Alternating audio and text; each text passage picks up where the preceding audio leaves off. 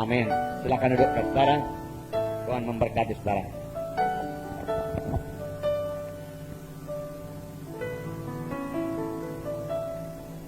Masih dalam nama Yesus, pada hari Rabu yang lewat, saudaraku, saya mengajar di Surat Alkitab Rema, di mana saya mengajarkan bagaimana membangun gereja seturut dengan kitab Kisah Rasul.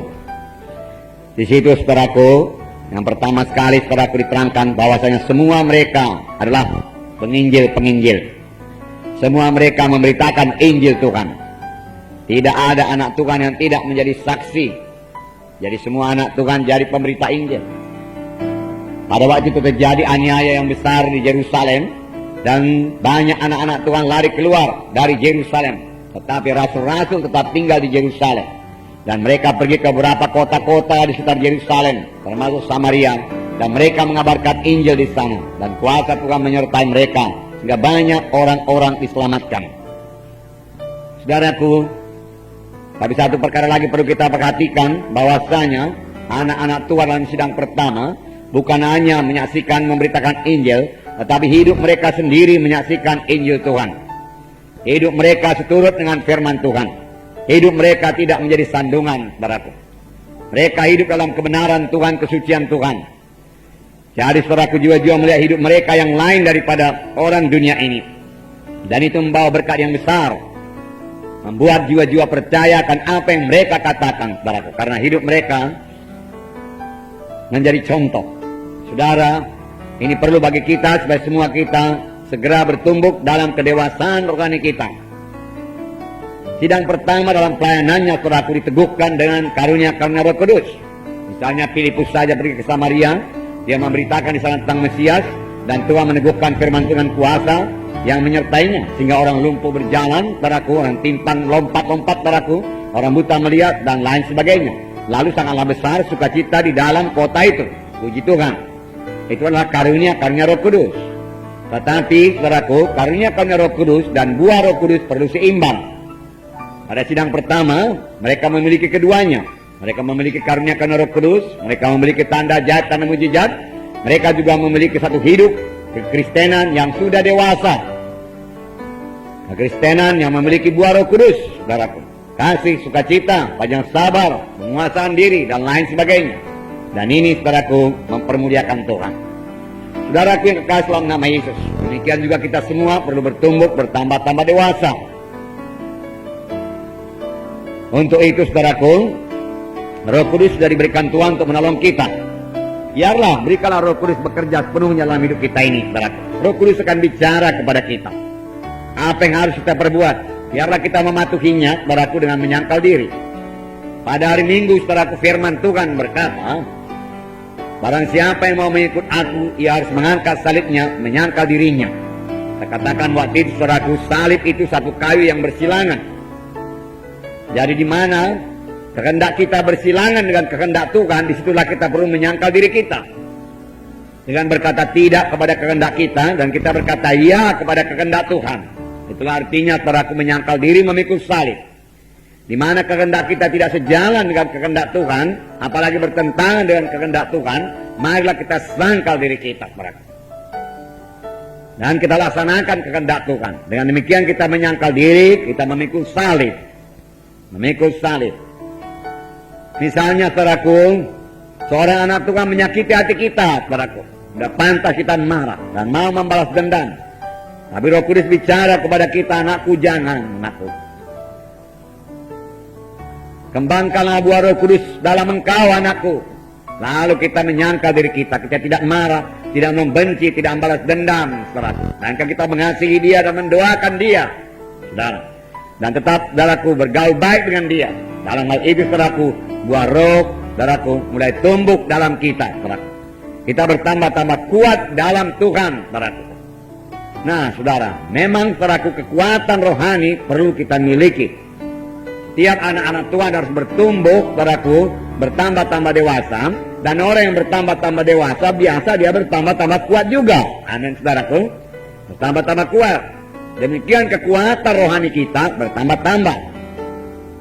Minggu yang lalu, saudara, kita bacakan firman Tuhan dalam Roma 15, di mana dikatakan kita yang kuat wajib menanggung yang lemah. Roma 15 ayat 1. Kita yang kuat wajib menanggung kelemahan orang yang tidak kuat.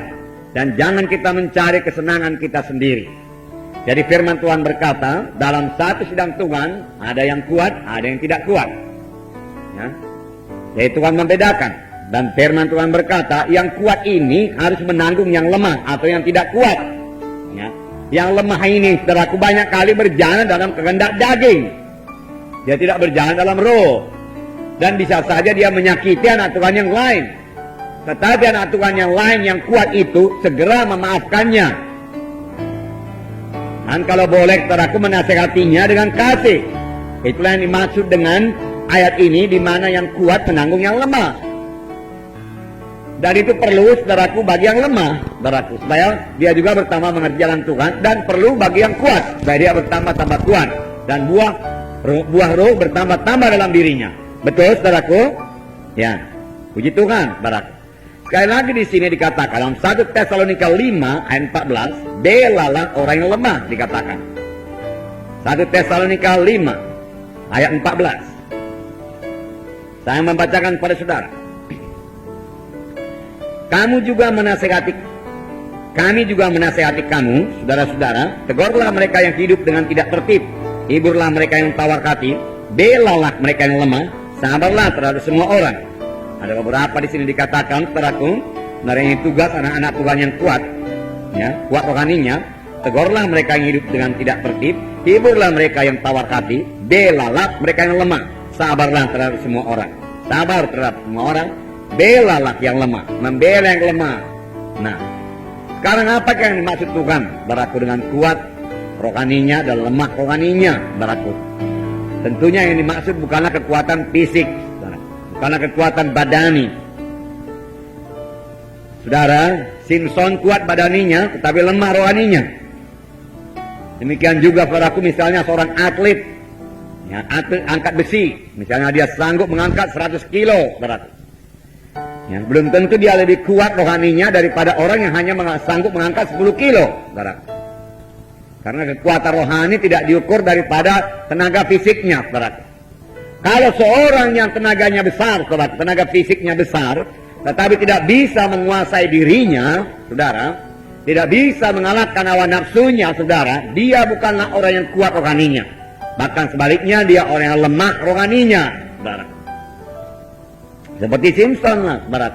Luar biasa kekuatan fisiknya, kekuatan jasmaninya, saudara. Tetapi dia sama sekali tidak bisa mengalahkan hawa nafsunya.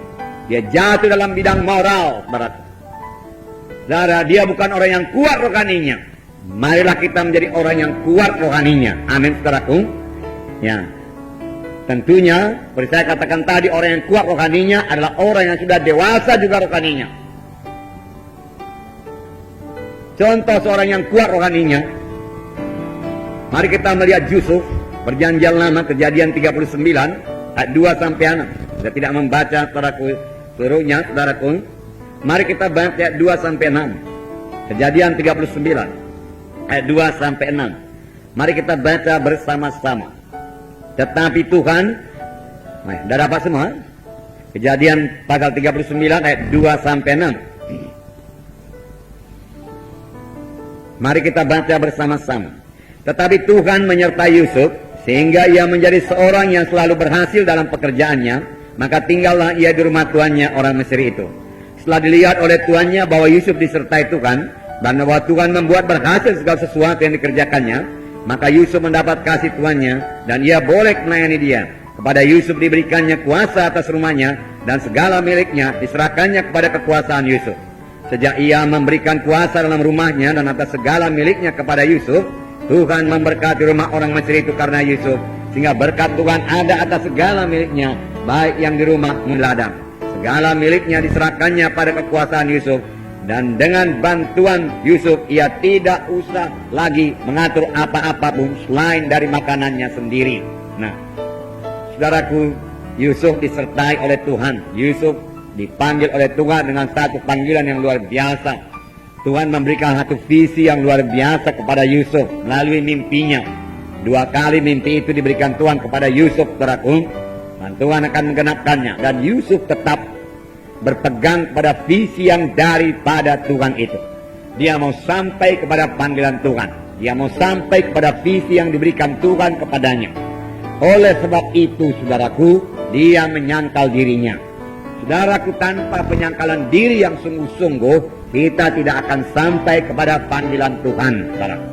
Sebab tanpa penyangkalan diri, kita tidak akan mungkin berdoa dengan teratur, tidak mungkin membaca Alkitab dengan teratur, tidak mungkin melayani dengan teratur, saudaraku.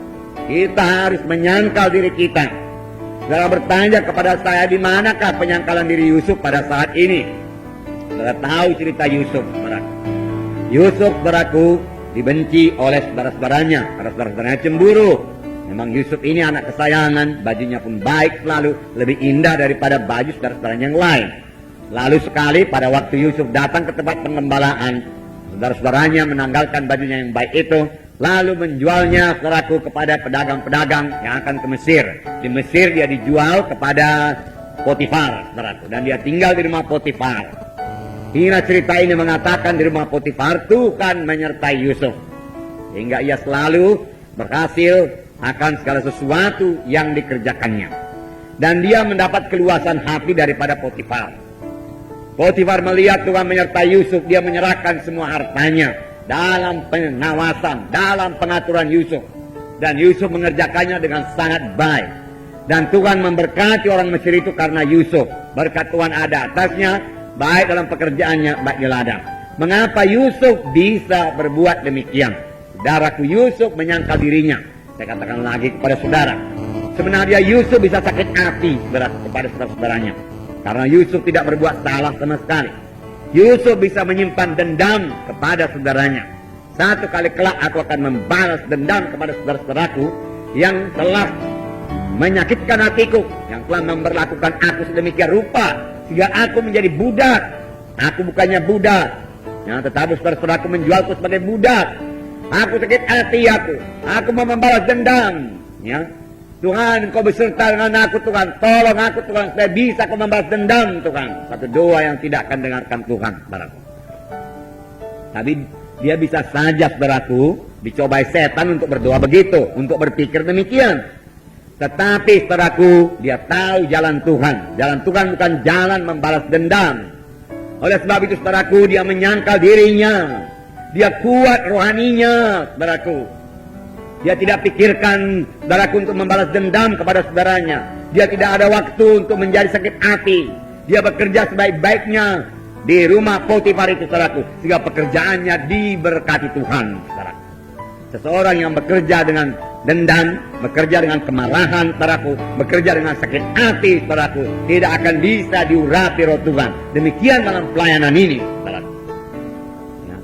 Masih ada sakit hati perlu diselesaikan semuanya, saudaraku. Masih ada dendam, amarah, saudaraku, selesaikan dulu. Dan saudara bisa diurapi Tuhan dalam pelayanan. Amin, saudara. Haleluya. Nah, inilah yang terjadi kepada Yusuf. Saudaraku, kemudian Yusuf, saudaraku, juga menyangkal dirinya. Ya, dia tidak mau, saudaraku, jatuh kepada hawa nafsunya. Kejadian 39, kita baca ayat 7 sampai 10. Mari kita baca bersama-sama. Kejadian ayat 7, ya. Ayat 6b berkata, adapun Yusuf itu manis sikapnya dan elok parasnya, ya. Nah, tetapi dia tidak memakai, saudaraku, ya. Nah, parasnya yang elok itu mencari keuntungan diri sendiri, tidak, saudaraku, tidak, ya. Ayat 7 sampai 10 mari kita baca. Selang beberapa waktu istri tuannya memandang Yusuf dengan berarti, lalu katanya, marilah tidur dengan aku.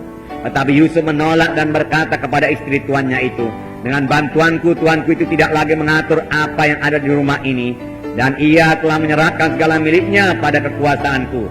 Maka di dalam rumah ini ia tidak lebih besar kuasanya daripadaku, dan tiada yang tidak diserahkannya kepadaku selain daripada engkau, sebab engkau istrinya. Bagaimanakah mungkin aku melakukan kejahatan yang besar ini dan berbuat dosa terhadap Allah?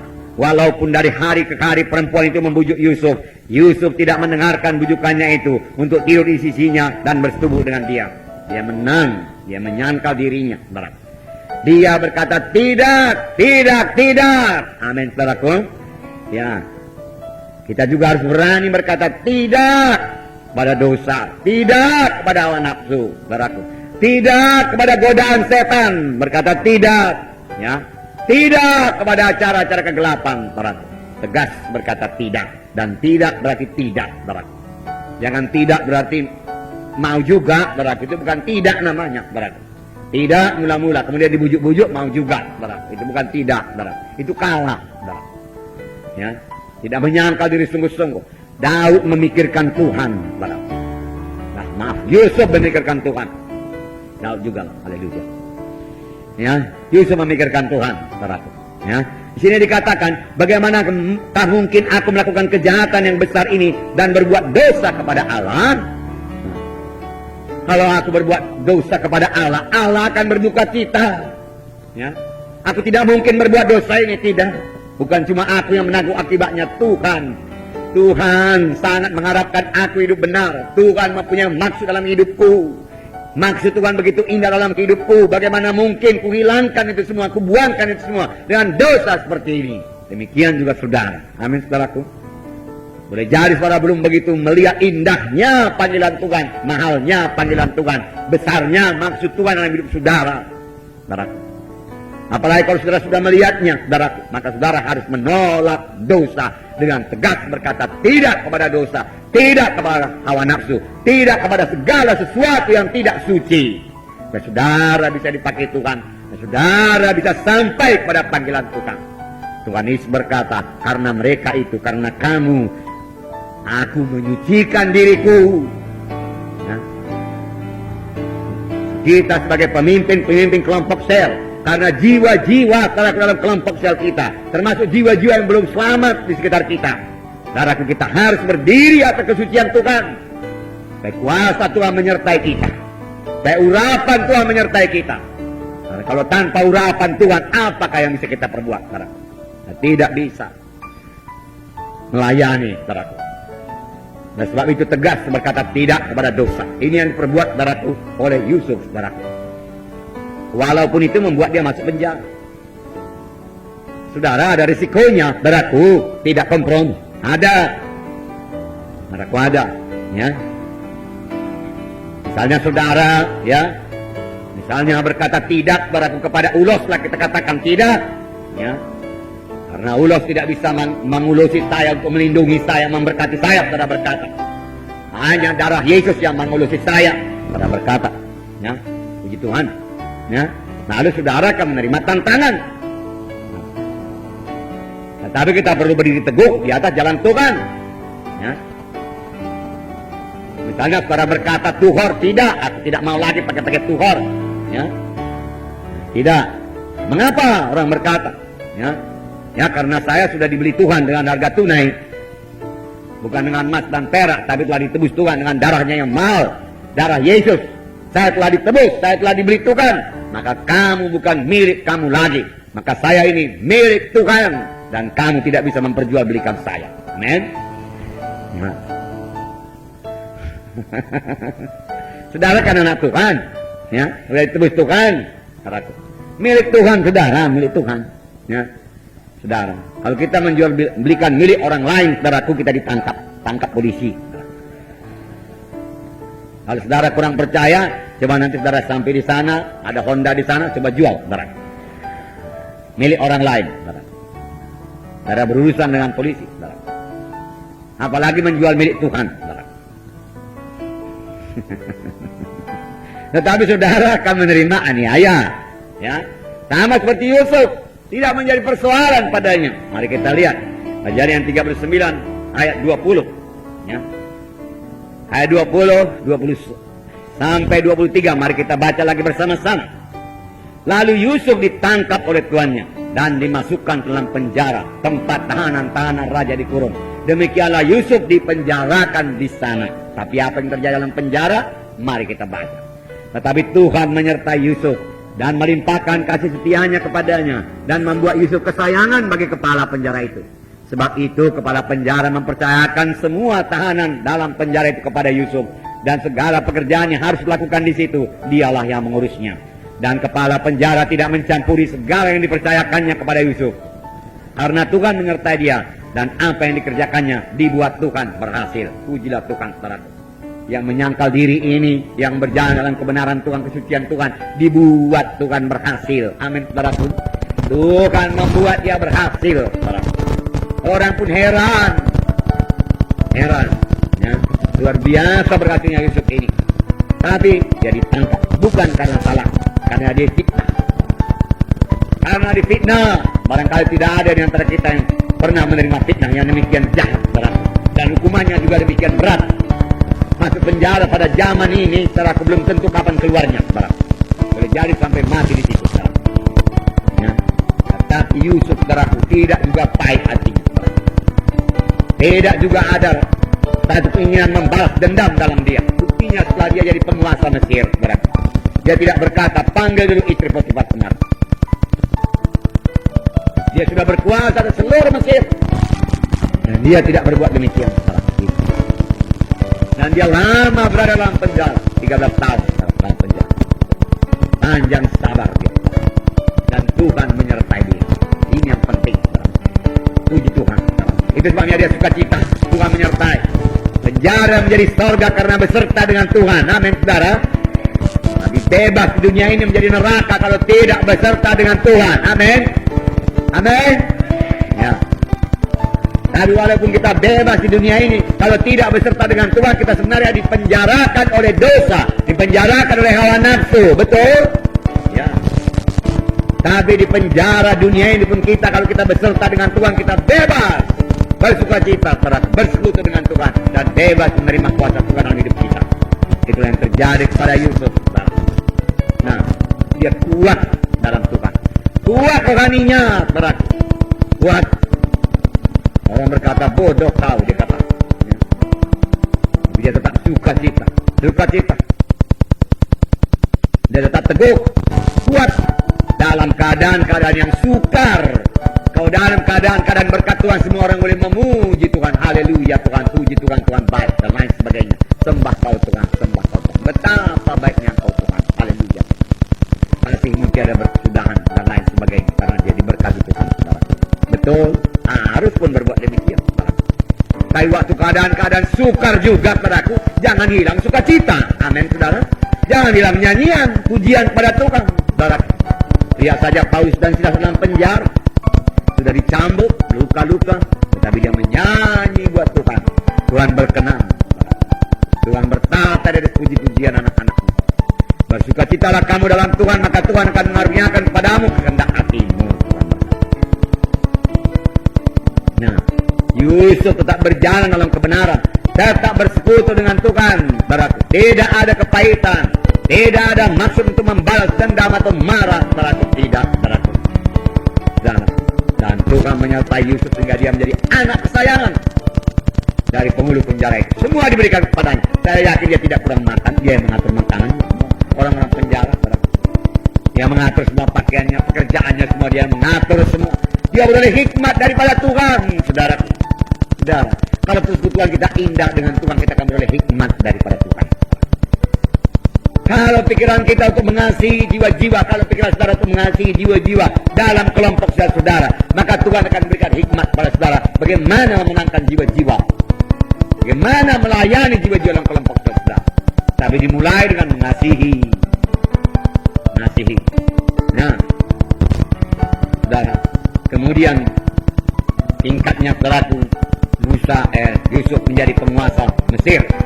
Kejadian 41 ayat 38. Kejadian 41 ayat 38 sampai 40. Mari kita baca bersama-sama. Kejadian 41 ayat 38 mulai sampai 40. Mari kita baca. Lalu berkatalah Firaun kepada para pegawainya, mungkinkah kita mendapat seorang seperti ini, seorang yang penuh dengan roh Allah? Kata Firaun kepada Yusuf, oleh karena Allah telah memberitahukan semuanya ini kepadamu, tidaklah ada orang demikian berakal budi dan bijaksana seperti engkau. Engkaulah menjadi kuasa atas istanaku, dan kepada perintahmu seluruh rakyatku akan taat. Hanya tata inilah kelebihanku daripadamu. Dan seterusnya. Oke, yang bersatu. Selanjutnya Firaun berkata kepada Yusuf, dengan ini aku melantik engkau menjadi kuasa atas seluruh tanah Mesir. Sampai 41. Menjadi kuasa atas seluruh tanah Mesir. Nah, Yusuf saudaraku tidak juga menjadi sombong. Sudah orang kafir berkata engkau punya roh Allah, dia katakan gak ada yang seperti engkau. Mana ada orang di Mesir ini yang punya roh Allah dalam dia seperti engkau. Saudara yang kasih dalam nama Yesus, memang dari mula Yusuf disertai oleh Allah. Amin. Roh Allah dalam dia. Tapi lihat pelayanannya, mengaturkan segala sesuatu. Dimulai daripada satu rumah tangga dulu. Terakhir rumah tangga Potifar yang kecil. Yang barangkali terakhir dia hanya mengatur makan untuk 10 orang. Ya. Perbelanjaan untuk 10 orang dari rumah Potifar itu dia atur sebaik-baiknya. Sampai dia mengerti bagaimana mengaturkan rumah tangga dengan sebaik-baiknya. Kemudian beratus lebih besar lagi dalam satu penjara. Boleh jadi seratusan orang diatur di situ. Semua diserahkan kepada Yusuf. Dan Yusuf oleh hikmat daripada Tuhan, disertai Tuhan. Roh Tuhan adalah roh hikmat yang memberikan kita hikmat. Diaturkan sebaik-baiknya. Darah sampai saatnya dia mengerti. Dan Tuhan mengirimkan juga pada kedua orang pegawai raja ke dalam penjara itu, yaitu juru makanan raja dan juru minuman raja, supaya Yusuf lebih mengetahui lagi keadaan kerajaan Mesir. Dan kemudian Tuhan berikan kepada dia pelayanan yang sangat besar untuk mengaturkan seluruh tanah Mesir. Dan bukan hal yang sulit bagi Yusuf, terutama karena dia penuh dengan Roh Kudus. Dan kedua, dia sudah berlatih untuk melayani di dalam perkara yang kecil, lalu Tuhan berikan kepada yang perkara yang besar. Nah, sabarlah dalam melayani dalam kelompok yang kecil. Laksanakan sebaik-baiknya dalam kelompok yang kecil. Dengan hikmat yang daripada Tuhan dalam melayani KKS saudara, sehingga KKS saudara bertumbuh dengan pesat dan berbelah, saudaraku. Dalam mengasihi jiwa-jiwa dalam KKS saudara, mengasihi anak-anak Tuhan, berkenal semua. Saya yakin saudaraku, Yusuf mengenal semua saudaraku.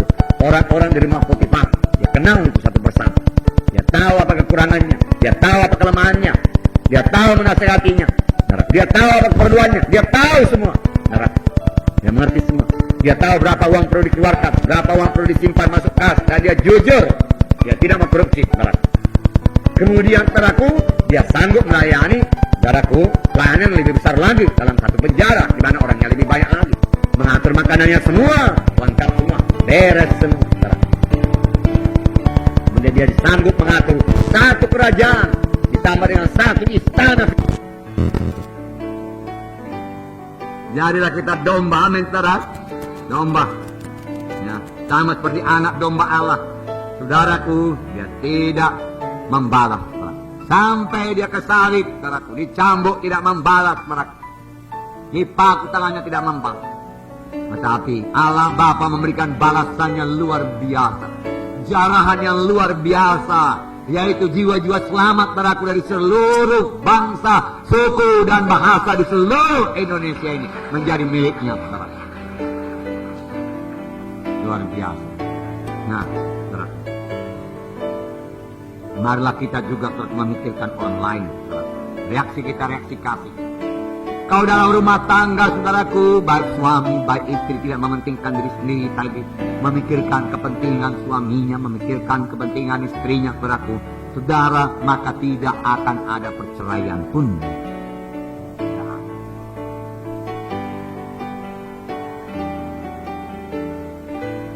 Itulah dia, saudaraku, pokok pangkalnya, akarnya, saudaraku. Nah, dari mementingkan diri sendiri, tidak mempedulikan yang lain. Dalam KKS, saudara, kalau anak-anak Tuhan tidak mementingkan diri sendiri, saudaraku, saudara, maka KKS itu akan bersatu, bersekati, dan kuasa Tuhan akan turun di situ, saudara. Amin. Nah, sukacita. Buah roh yang kedua, sukacita. Baik di rumah Potifar, baik dalam penjara, Yusuf tetap bersukacita. Buku Nehemia berkata, "The joy of the Lord is my strength." Sukacita Tuhan adalah kuatku. Dan itu jadi, saudaraku, pada Yusuf. Biarlah jadi juga bagi kita semua. Amin, saudaraku. Penuh dengan sukacita. Bersukacitalah kamu dalam Tuhan, maka Tuhan akan mengaruniakan kepadamu kehendak hatimu, keinginan hatimu. Tuhan sangat suka kalau kita bersuka cita. Tuhan sangat tidak suka kalau kita bersungut-sungut. Salah satu sebabnya bangsa Israel telah tidak masuk tanah Kanaan karena bersungut-sungut. Sudah pun dibawa kabar tentang negeri tanah Kanaan yang berlimpah-limpah hasil dan madu dan hasil ladang yang luar biasa baiknya. Tetapi dikatakan di sana Bani Enak tinggal di sana, bangsa-bangsa yang kuat dan besar, mereka bersungut-sungut. Hanya 2 orang yang tidak bersungut-sungut dan 2 orang ini yang masuk di tanah Kanaan. Bersukacita, bersukacita. Saya percaya saudaraku, baik Kaleb, baik Joshua juga saudaraku, saudara tidak menyimpan kemarahan. Mereka ikut 40 tahun keliling-keliling pada belantara dengan orang yang tidak beriman, yang menolak masuk tanah Kanaan. Bisa-bisa saja saudara Kaleb berkata, jauhlah daripada engkau orang tidak beriman. Sudahnya aku bilang dulu masuk tanah Kanaan, karena kau bilang tidak bisa. Inilah sebabnya kita ini putar-putar 40 tahun pada belantara. Matilah kau di sini. Segala macam bisa dikatakan. Nah, tapi dia tidak berkata demikian. Dia tabah terus, bersuka cita terus, saudara. Sampai akhirnya Kaleb mendapat Hebron. Umurku 85 tahun. Waktu masih sama dengan 40 tahun. Karena bersuka cita. Tanpa sukacita datanglah depresi. Murung. Kalau sudah murungnya murung berat, depresi berat, bicara pun sudah berat. Tak ada yang berat kali bicara, ditempelin pun tak bunyi lagi. Aduh, dia pun tak ada lagi. Saudara pernah jumpa orang demikian?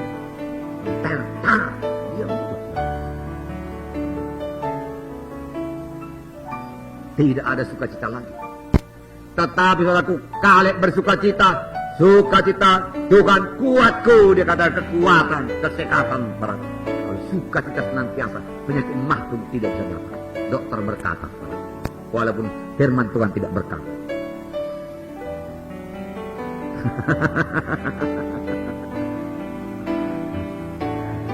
Sehat, sukacita. Nah, kerajaan sorga bukanlah hal makan, minum, tapi damai, sejahtera, dan sukacita dalam Roh Kudus. Sukacita, kerajaan sorga. Seperti ada tertulis dalam Roma 4 ayat 17. Roma 14. Roma 14 ayat 17. Sebab kerajaan Allah bukanlah soal makanan dan minuman, tapi soal kebenaran, damai, sejahtera, dan sukacita oleh Roh Kudus. Sukacita oleh Roh Kudus. Dalam penjara saudaraku mereka bersukacita. Saudara Kristen-Kristen pertama dirampok saudaraku, barang-barangnya dijarah, dia bersukacita. Ibrani 10 ayat 34. Jadi sukacita kita juga tidak bergantung kepada harta dunia ini. Ibrani 10 ayat 34. Saya membacakan pada saudara. Memang kamu telah turut mengambil bahagian dalam penderitaan orang hukuman. Dan ketika harta kamu dirampas, kamu menerima hal itu dengan sukacita. Sebab kamu tahu bahwa kamu memiliki harta yang lebih baik dan lebih menetap sifatnya. Tentu saja di sorga. Mereka menerima aniaya. Harta yang dirampas. Dan firman Tuhan berkata mereka tetap bersukacita. Karena kamu tahu hartamu yang kekal bukan di dunia ini, tapi di sorga. Amin. Haleluya. Dan Habakuk lebih hebat lagi. Hilang semua, walaupun pohon ara tidak berbuah. Pohon anggur mengecewakan. Pohon zaitun layu-layu. Dan tidak ada lembu sapi dalam kandang. Namun aku mau beria-ria dalam Tuhan yang menjadikanku, menyelamatkanku. Oh, keselamatan. Sukacita dalam keselamatannya. Bukan dalam lembu sapi, kambing domba, buah zaitun, buah anggur, saudara. Ya. Buah pepaya, buah pisang, saudara. Bukan, saudaraku. Dalam ayam itik tidak, saudaraku. Walaupun tidak ada ayam dalam kandang, tidak ada itik dalam. Namun aku akan beria-ria dalam Tuhan yang menyelamatkanku.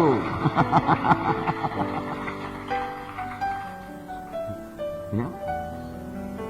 Yusuf ini hatinya lembut, saudara. Lemah lembut itu buah Roh Kudus. Amin. Ya.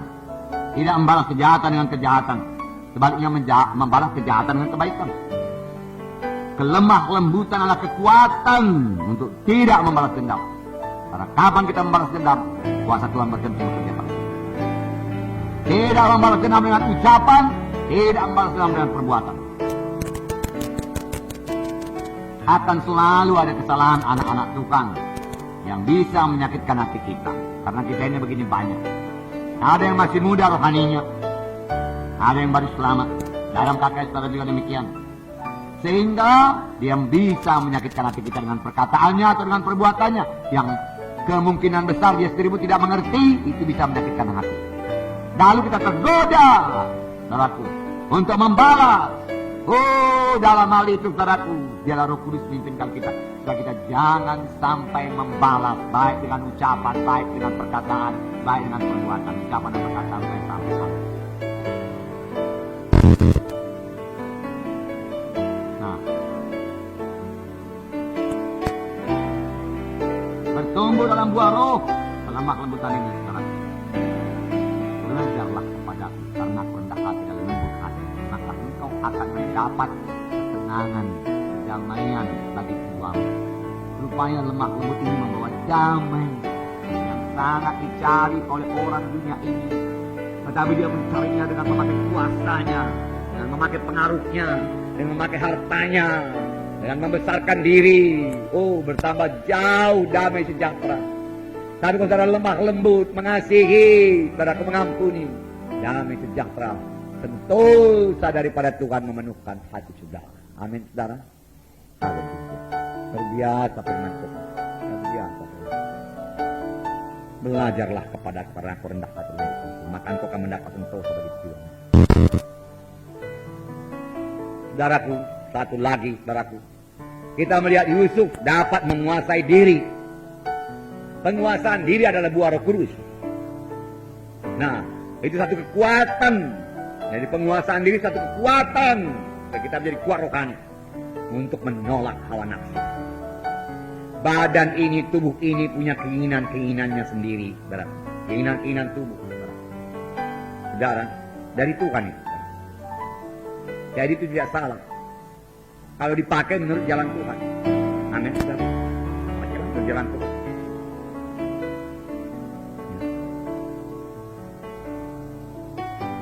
Mendatangkan berkat kalau dipakai menurut jalan Tuhan, saudaraku. Tapi kalau tidak terkontrol, saudaraku, menjadi jatuh kepada dosa. Dosa berlajak-lajak, saudaraku. Dosa mabuk-mabuk, saudaraku, untuk menyehatkan tubuh ini, saudaraku, supaya tubuh ini merasa senang, saudaraku. Dosa jatuh kepada obat-obat bius itu, saudaraku, supaya tubuh ini merasa enak, merasa lezat, saudaraku. Dosa perjinahan, saudaraku. Semua itu mendatangkan murka Tuhan. Dosa percabulan, menajisan, dan lain-lain. Jangan sampai saudara sebutkan. Jangan sampai saudaraku ada yang memikirkannya pun. Mohon kelepasan, lepaskan pada hari ini, saudara.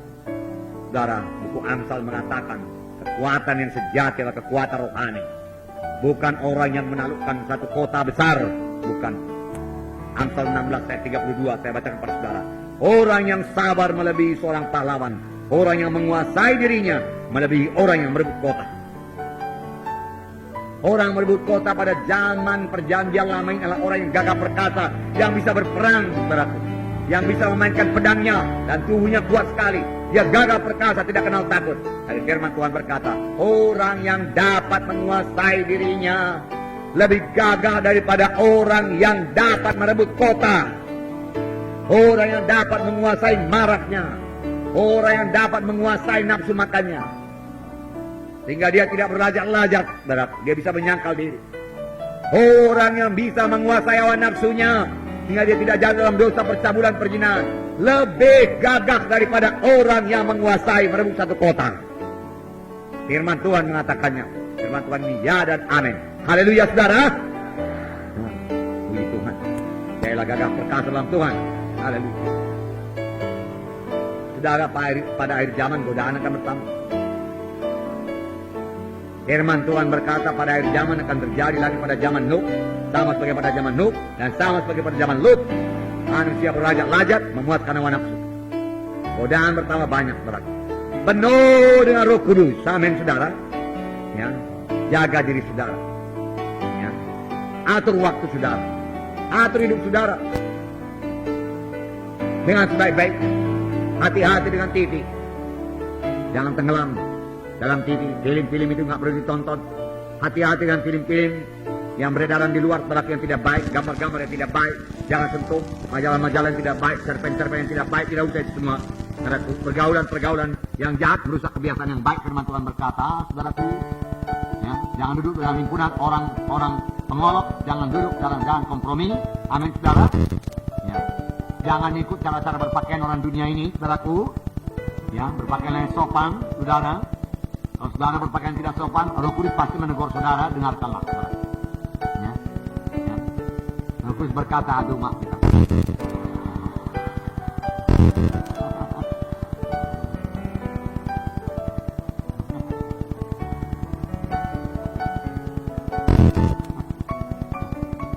Ya, tutup mata ya, tutup mata.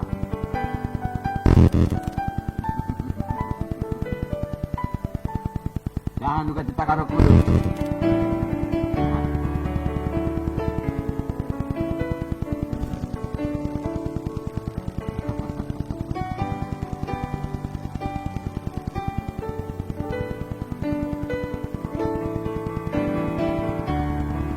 Ya, berapa kali saya menyingkir, saudara.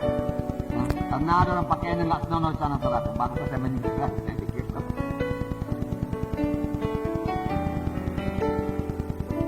Nah, saudara, kalau matamu, gimana katanya?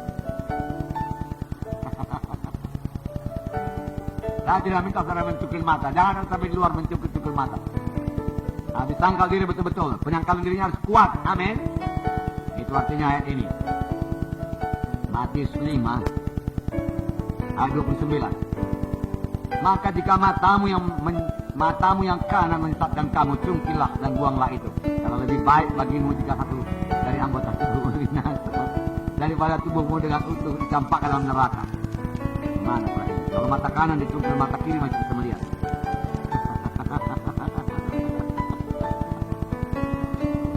Tapi maksudnya saudaraku sangka diri, amin. Itulah kuatnya penyangkalan diri.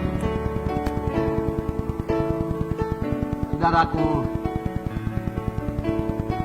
saya minta Roh Kudus bekerja kepada saudara. Ya, saya minta saudara bersekutu dengan Roh Kudus. Kalau Roh Kudus menegurkan kita kurang mengasihi, kurang mempedulikan anggota SKS, kurang melayani anggota SKS, marilah bertobat. Yang saya tahu, amin saudaraku. Saudara memiliki saudaraku batin yang teguh, rohani yang kuat.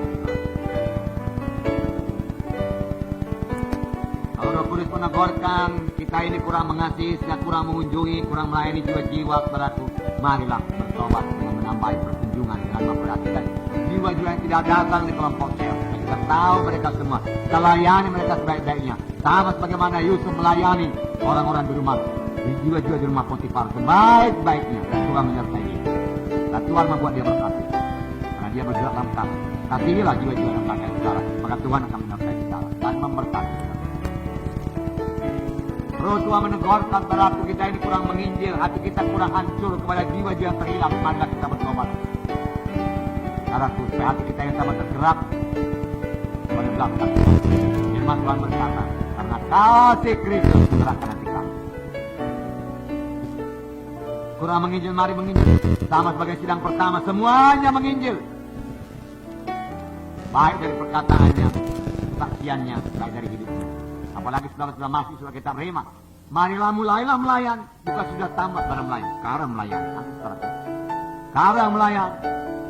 Bukan sudah tamat saudara punya buah Roh Kudus. Sekarang mulai punya buah Roh Kudus. Amin. Sekarang ini saudara bergaul dengan lebih banyak anak-anak Tuhan. Maka saudara akan lebih mudah tersinggung, lebih mudah marah. Saudara, disitulah saudara tidak tersinggung, tidak marah. Sehingga bisa membentuk saudara bertambah-tambah dewasa. Buah Roh Kudus muncul dari saudara. Amin. Nanti saudara tempatkan saudaraku di kampung. Boleh jadi anggota cuma 30 orang. Saudara.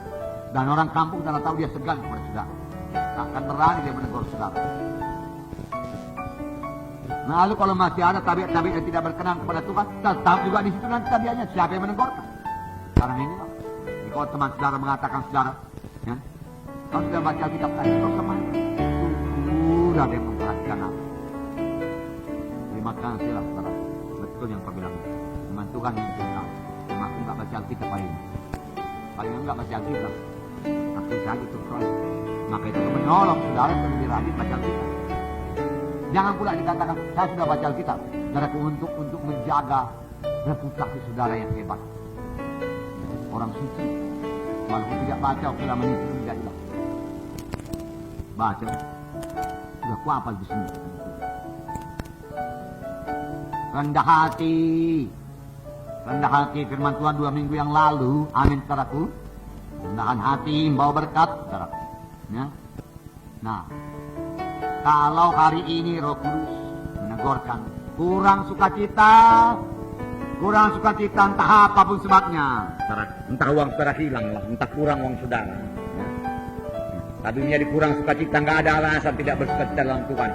Karena firman Tuhan berkata, bersukacitalah karena namamu tertulis dalam sorga. Itulah dasar sukacita kita. Apalah artinya di dunia ini, 100 tahun, kalaupun dapat. Tuhan tertulis sorga, penduduk sorga. Tuhan minta kita bersukacita. Bersukacitalah kamu senantiasa. Sekali lagi kukatakan kepadamu, bersukacitalah kamu. Firman Tuhan berkata.